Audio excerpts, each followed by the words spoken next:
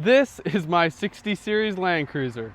And over the last 2.5 years, I've dumped over $20,000 into this thing. I've done major body work, paint, wheels and tires, a lift kit, an engine swap, and a completely new interior. And somehow it's still not where I want it to be.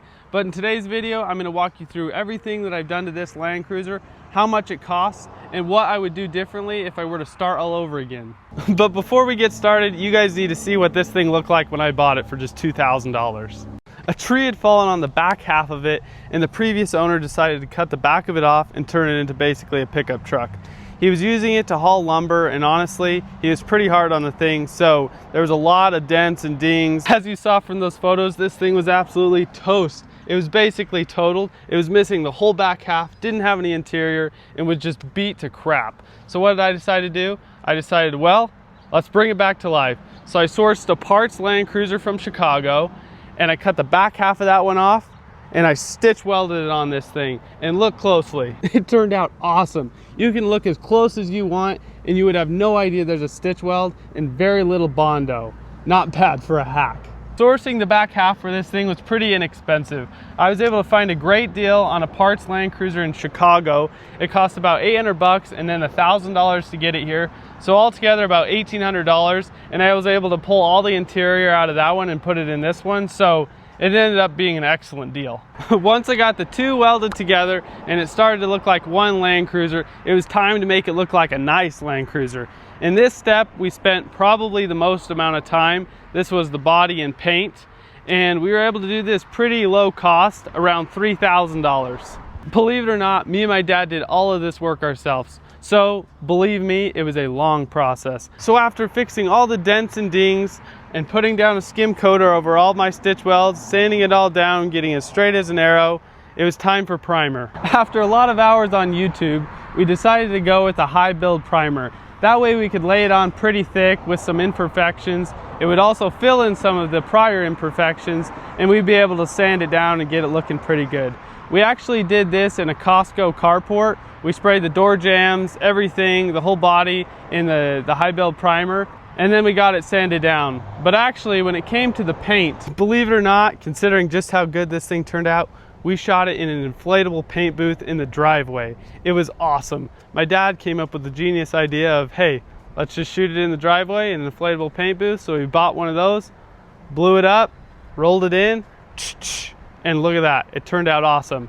I wish it was as easy as that, and we had a ton of challenges during that process. I'm not gonna bore you with those. If you wanna check out one of my other videos, I talk about those issues in a little bit more detail, but I'm not going to ruin the mood in this video with those. Once the boring body work was finally done and all the cut and buffing was done to make it look pretty, it was time to make it look cool. So what did that mean? Well, it meant hopping on Manafree, looking at lift kits, and I ended up purchasing an Old Man Emu 2-inch lift with the medium duty rear leafs. It does have a little bit of rake, but that's fine. It's a Land Cruiser. That's kind of how they're supposed to look. And then when it comes to the wheels and tires, I wanted to keep it period correct, so I hopped on Facebook Marketplace, found an old set of Outlaw style wheels, polished those up, got them looking all right. Funny story, I ended up purchasing them from a younger guy, and they actually do not match. The front ones are different from the rears, so if you ask me which ones they are, I can't really tell you. I honestly don't know. But when it comes to the tires, I went with the BFG KO2 All-Terrains. I think they look just right. They're the right style of tire for these wheels, and they look perfect on this Land Cruiser.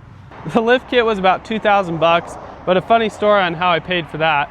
Once I was done with that parts Land Cruiser and I cut it up and I took everything off of it that I didn't want, I reached out to Manafree and they were actually interested in purchasing it. So they offered me a store credit for the Cruiser. So we kind of exchanged the lift kit for that parts Land Cruiser. So I almost got that lift kit for free. And then the wheels and tires, like I mentioned, came off Facebook Marketplace. Altogether, they're about $1,000. So the wheels were pretty cheap. Still think I overpaid for them. And then I got a pretty good deal on the tires with wheels on them that I was able to sell and recoup some money there. So once the wheels and tires and lift was on, it looked awesome. I started driving it around town. You know, I felt pretty cool. It's pretty awesome. But there was one big problem. It was slow. So I did what every enthusiast hates. Yep, I LS swapped it. This is probably my favorite mod I've done to this thing. It is awesome, an absolute game changer. And without this, I don't think I'd be daily driving this thing like I have for the last couple months, and it's been so much fun. It cost about $10,000 all said and done. By the time I was able to recoup some of the costs from the 2F, I was able to sell that thing with the transmission. This does have the 4L60E GM automatic transmission behind it. It just made too much sense to keep that transmission behind it, not deal with doing the 5-speed Toyota transmission or an NV 4500, which I also looked at doing. The automatic transmission has been sweet. I would do it again in a heartbeat, and it's been so much fun. I've also got an 83 matching Mastercraft ski boat that I pull with this, and it looks absolutely rad. And every time someone comments telling me how dumb I am for LS swapping it, all I gotta do is pull up a picture of it and be like, yep, it doesn't matter what they think. And it's so much fun. I mean, it's an absolute riot to drive. It's quick for a Land Cruiser. It's reliable. It does everything you need it to do. And it's an absolute blast. So obviously I'm not ripping on the 2F. It's a great engine, insanely reliable, great at the things that it does. But for me, for wanting something to cruise around town in and drive often, the LS just made too much sense. All right, now that we got the LS swap out of the way, I'm gonna do a quick walk around, show you just how good the paint turned out, and point out a few of the other modifications I've done, and then we'll hop in it and take it for a ride. As you can see, paint is looking awesome. Front bumper, that was off of Manafree. It's the 4 Plus bumper, I believe. Those are around $2,000. Got the Warren winch, those are around 650 bucks. It's got just hella lights. I thought that those covers looked about right for it. Those were, I think, 150, maybe 200 bucks off Amazon. But one of my favorite modifications I've done to this thing has to be these LED headlights from City Racer LLC. They're absolutely awesome. All you got to do is plug them into the original harness. Pretty sweet, super easy job, and they work amazing. But walking around, showing you just how clean it is. Take another look at this panel. This is where the stitch weld is. So the stitch weld, it runs all the way through here and then up through here. And then you can kind of see right here, there's a mark. That is where a part of my weld is. If it wasn't for that, you really wouldn't be able to tell. Another thing that I've done to it that has been nice is I PPF'd both of the doors on both sides, as well as PPF'd the full hood. Obviously right now it's pretty dirty, but you can still see how nice it is. I love the PPF, and I plan on doing basically the whole cruiser in it just to protect all of that work. Next thing is this rear bumper. I purchased basically a kit from a gentleman off Facebook Marketplace. He just has a file and he CNC cuts out all the pieces you need, and then you can weld it together.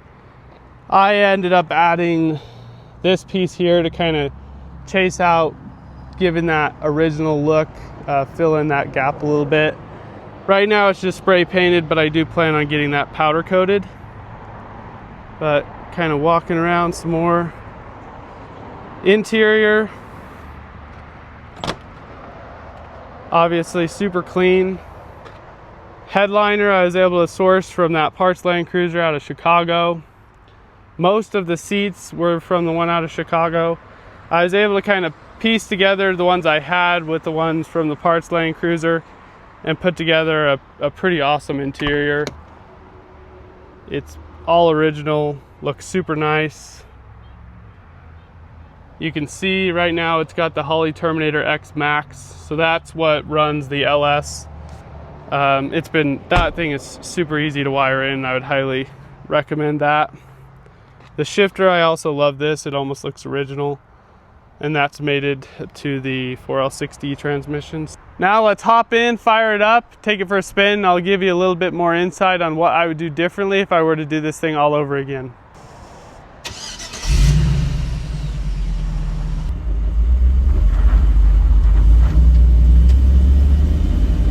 This project turned out better than I could have ever imagined, but it also took way more time than I ever could have imagined. When I first bought this rig, I had no idea what I was going to do with it. I had initial plans of just basically turning it into kind of like a camper type with the back of it already gone. I was just going to put like a go fast camper on it, build something myself. Looking back, that would have been definitely the easiest option, but I'm super happy that I did this. I had a chance to do it with my dad. It was a ton of fun. It was a super cool project, and now it's a super cool story. But there's obviously a few things that, looking back, I probably would have done differently. Probably the main thing, probably just starting with the vehicle that I started with. You know, I started with something so rough. Yes, I got a cheap, good deal on it, and it was pretty low rust, which was super nice, or else it would have been a terrible idea. But I do think I could have sourced a better FJ60 to start with. You know, knowing that I was going to bring it back to what it is right now, if I knew that when I first bought the other one, I definitely would have bought something in better condition, something complete, something with better interior. All those things would have been smart looking back, but it wouldn't have been as cool of a story. The other thing, I made some pretty big mistakes when it came to the paint. You can watch that video. Like I mentioned, I made some mistakes. If I were to do that all over again, I may have just coughed up the money to have it professionally painted. Yes, it turned out awesome. Yes, I'm very proud that I did it myself, but it was a huge project. It was a ton of work. There were a few things that happened that were just, I mean, it was devastating. I mean, heartbreaking. There were some paint flaws, some paint cracking. We had to sand it down and basically restart. So that was a big fat bummer. But the other thing, I made some mistakes with the LS as well. I separated the transmission from the engine, never doing any of this before. I didn't get the torque converter seated correctly. As soon as we cranked it for the first time, it just grenaded the 4L60E transmission pump. Pulled that out, replaced it. It ended up being that the transmission was bad, so I had to have that rebuilt. So ultimately I ended up pulling the transmission 3 separate times, and I might have to do it again because I'm thinking there's another little problem going on, but that was definitely a bummer and something that I would have done differently. Other than those things, I'm sure there are some other little things that I'd probably change if I could, but nothing major. Those are some of the mistakes I've made, some of the things I would do differently if I were to start all over. But if you're looking at doing a project like this, obviously if you watch this video all the way through to the end, you're either really interested in Land Cruisers or you're really interested in crazy projects. And if I were to start all over, I'd do it again because it's just fun to talk about. And now I'm trying to build a YouTube channel, and I'm trying to build it on this Land Cruiser and kind of documenting what I plan to do with it in the future. And I'm looking to do a new project coming up. So stay tuned for more videos on the Land Cruiser. I've also got a 1985 911. I've also got that 1983 ski boat. So I like 80s stuff, and I like cars and motorsports. So feel free to check out my videos and stay tuned for some upcoming stuff, and check out some of my older videos if you're curious on a little bit more detailed videos on this Land Cruiser, because I've got some out there. Thanks for watching.